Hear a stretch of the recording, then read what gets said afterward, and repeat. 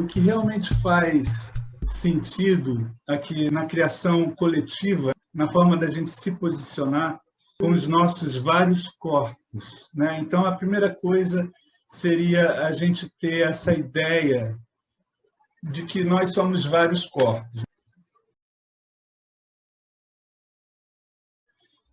Através de uma movimentação e de uma relação com os corpos, diferentes corpos, a gente sintonizar todos eles dentro do nosso corpo 3D, nosso corpo tridimensional, nosso corpo físico. O corpo gravitacional, a gente tem trabalhado muito em cima dele, né? E é o que realmente nos ancora.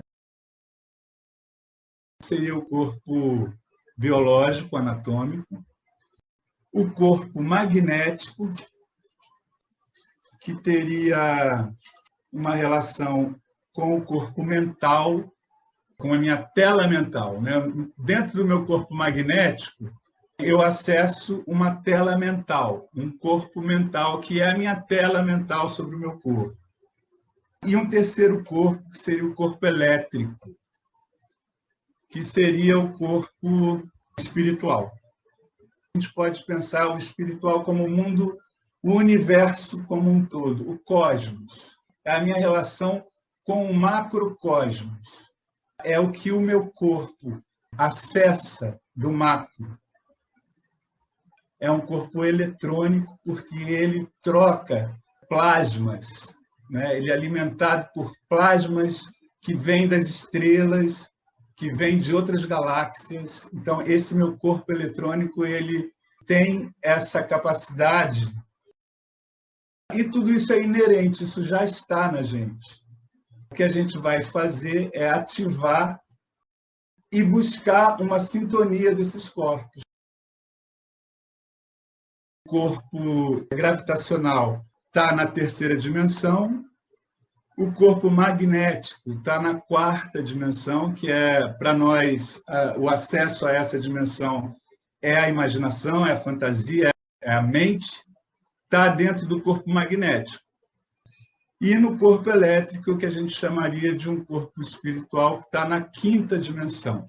Então, aqui a gente vai brincar de estar unindo terceira, quarta e quinta dimensão, sintonizando esses corpos. Muito interessante isso de perceber o modo como a gente se tralha, né, nessa primeira etapa de movimentação que a gente vive em cada sessão.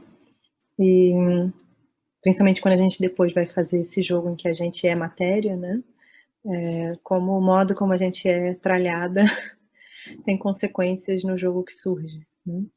Se sintonizar com essa transmutação, né, que está acontecendo continuamente conforme a gente sustenta um acontecimento, né? O próprio desdobrar dele vai transmutando, né? E a força de transmutação, de inventar uma outra vida, sai de dentro daquela vida mesmo, né? E sai do fato da gente estar sustentando ela tal como ela é.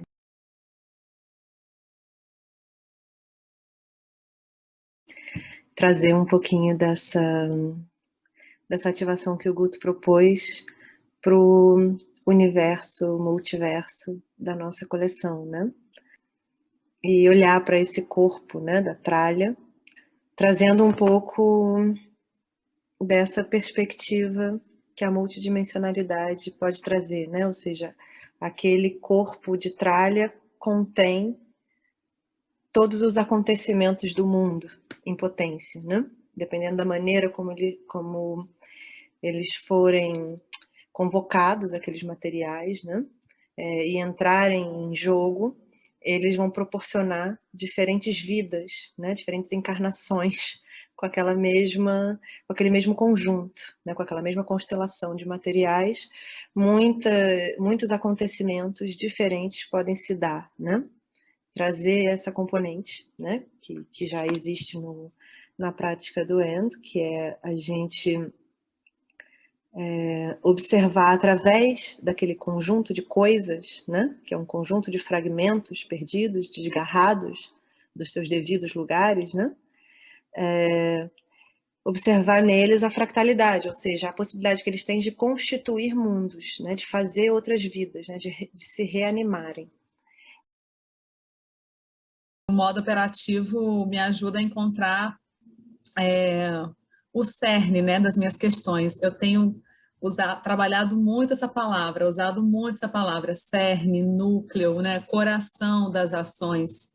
O que é aquilo que me importa agora, né? O que eu não posso abrir mão agora, nesse momento, no meu trabalho e no meu existir, que está tudo ligado, né, tudo inseparável. Então, eu tenho relacionado muito, né, essa questão da cerne, do núcleo, do coração, a suficiência. O que é o suficiente, o que é o justo, né, para esse momento, para esse segundo, para essa obra, para esse dia, para essa tarde. Como é que eu mapeio isso em mim, para depois compartilhar com a outra pessoa? Em que consiste o meu afeto? Qual a consistência desse afeto, desse cerne? Então, tem mais essa outra palavrinha, suficiência, consistência, né? E aí, dentro disso, dessas perguntas centrais, como é que eu sustento essa minha permanência na vida? Essa tensão, né? Esse elástico entre essas questões. E aí, dentro disso, tem uma prática de meditação que eu já pesquiso há algum tempo, aqui também no nosso coletivo, que é o Standing Meditation, né, que é uma meditação de pé, uma meditação ativa de pé, desenvolvida pelo Steve Paxton, que é um artista, um professor, um mestre da dança. Ele fala, a partir do Standing Meditation, das pequenas danças. Quais são as pequenas danças? Que são esses pequenos microajustes que o nosso corpo vai tendo que fazer para conseguir se sustentar.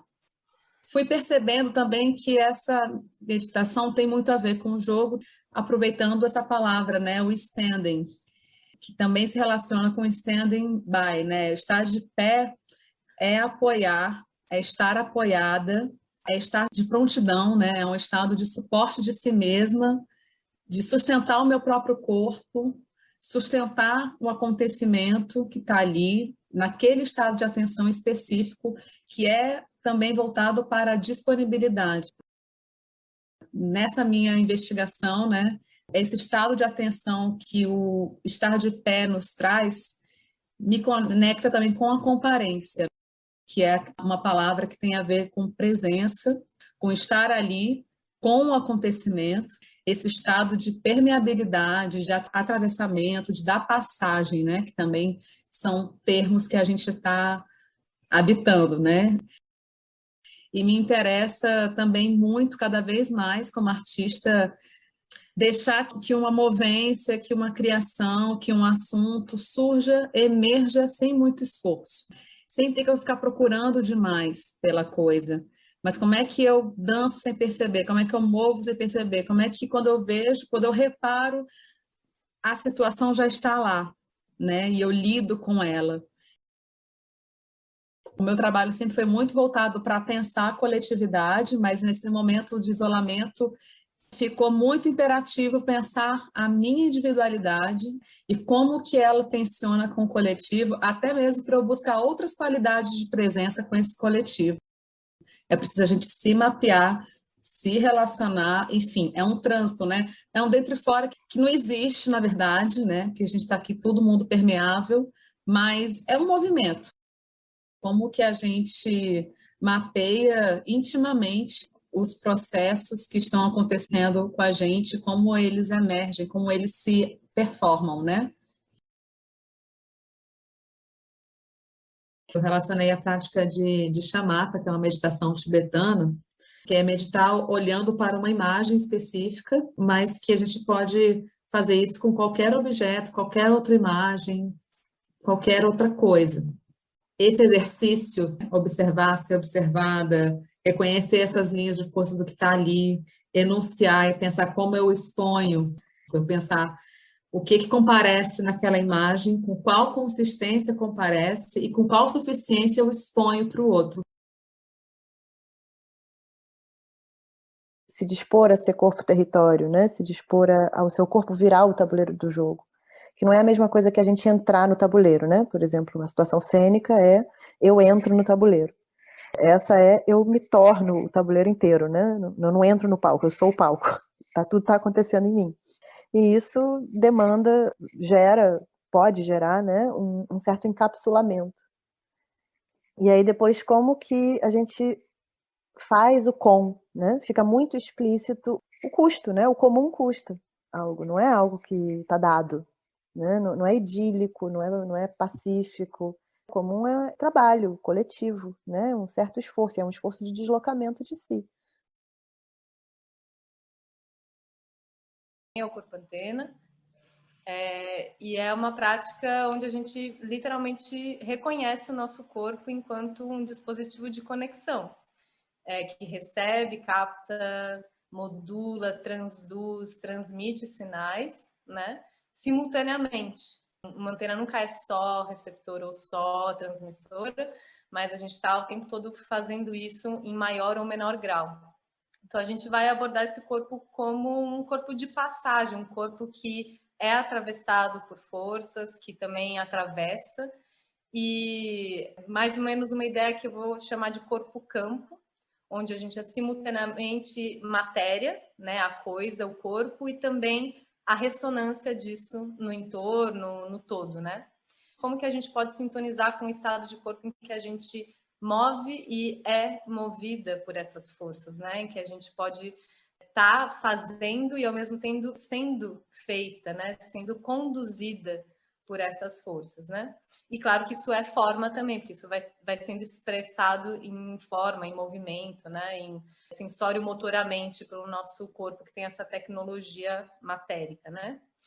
Essa imagem desse fora dentro, né, dessa chuva que entra, é também uma imagem que eu queria trazer para vocês no campo do micro, né, que é chovida para fora, né?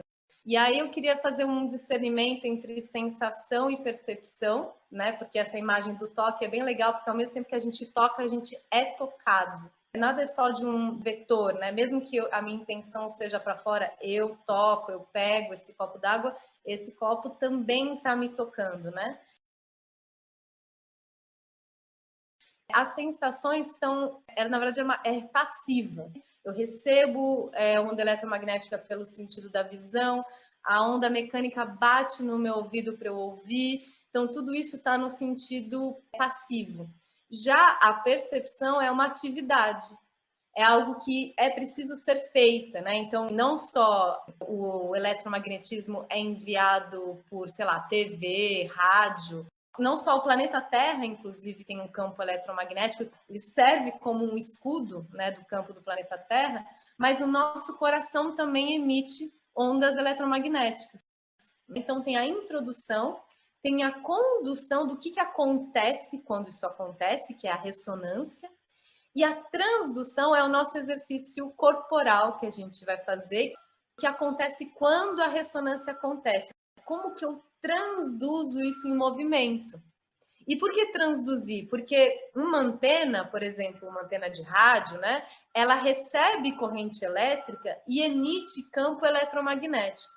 Esse caminho entre corrente elétrica e campo eletromagnético chama de transdução. Ou seja, é como se fosse uma tradução, só que em outra natureza. A natureza corrente elétrica transduz, muda de matéria, né? Muda de meio, muda de natureza e vira campo eletromagnético. E a gente vai fazer a mesma coisa. Então, a gente vai receber coisas, enfim, olhar para um quadro, sentir o pé no chão, e como que eu transduzo isso em movimento.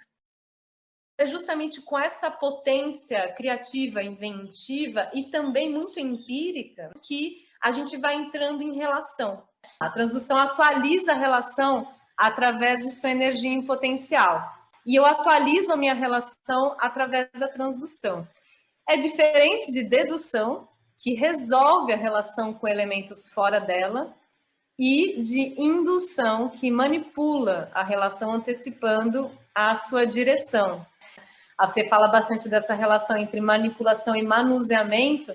Então, no caso da manipulação aqui, a dedução e a indução estariam um pouco aí, e a transdução estaria mais essa atualização que é conjunta, ela é cogestiva e ela está mais no campo do manuseamento. Então, esse processo transdutivo é um constante tornar-se, que emerge da metaestabilidade de todo o sistema vivo em relação ao meio. A sintonização afetiva seria o que acontece nos cruzamentos entre recepção e transmissão, a capacidade de ser afetada pelo meio ambiente, né? Ou seja, quando eu capto, né, aquilo que me afeta, e ao mesmo tempo praticar a irradiação afetiva, que está no campo da transmissão. Então, essa sintonização acontece nesse entre, de ser afetado e também de irradiar, de transmitir. E aí, lembrando que o corpo-campo, onde nós estamos implicados nesse fora, né, e vice-versa, né? Ao mesmo tempo, ele está em relação, ele está em troca energética com fora, né? Essa relação do corpo-campo.